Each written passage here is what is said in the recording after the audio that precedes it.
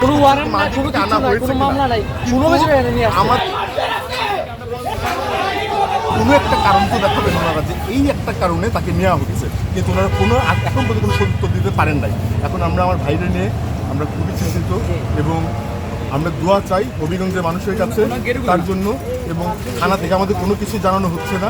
আশা করি যারা এই ভিডিও দেখবেন আপনারা থানায় যোগাযোগ করুন আমার ভাইয়ের জন্য এবং তার সুস্বাস্থ্য কামনা করুন। আপনাদের কোথায় রাখা হয়েছে বা কোথায় নিয়ে বলছে যে এসপির সাথে যোগাযোগ করতে নিয়ে যাইতেছে, কিন্তু নিয়ে আইছে থানার মধ্যে, কিন্তু থানার মধ্যে আনার পরে কেউ হয় থানার মধ্যে আছে, কেউ হয় থানার মধ্যে নাই।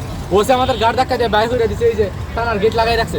থানা কি গেট লাগানোর জন্য লাগাই রেখে দিছে, আমাদের সবাই বাইরে করে দিছে। এটা কি এই যে থানার মধ্যে তালা যে ডিপি আনছে উনি জানে না মাহাদি কই আছে। কেউ হয় থানার মধ্যে আছে, কেউ কি জানে না, অনেক পুলিশ জানে না মাদিকে কোথায় রাখা হয়েছে, এমনকি পুলিশ কোনো ওয়ারেন্ট নাই, কোনো কিছু নাই, কোনো মামলা নাই, কোনো কিছু নিয়ে আসছে। আমাদের বাসার ভিতর বেডরুমে ঢুকে মাদিকে নিয়ে আসা হয়েছে। আচ্ছা, আপনাদের বাসাতে কি সিসিটিভি ফুটেজ আমাদের এলাকার পৌরসভা এবং গত গভর্নমেন্টের আমলে কিছু সিসিটিভি ক্যামেরা লাগানো হয়েছিল, যে স্কুলের উপরে এবং যে স্কুলের অপোজিটে, এবং ওনারা যে বাসায় ঢুকেছে এটা ছোটো একটা ক্লিপ আছে আমাদের কাছে।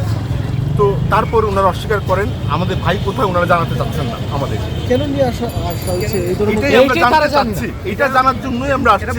আমরা চাইতেছি ওনারা কোনো ওয়ারেন্ট নাই, কোনো মামলা, কোনো কিছু নেই, কোনো অভিযোগ আমাদের কাছে বলেন। অভিযোগে একটা মানুষকে নেওয়া হচ্ছে, এটা তো জানা আমাদের খুবই একটা গণতান্ত্রিক অধিকার এবং এটা আমাদের মানবিক অধিকারও।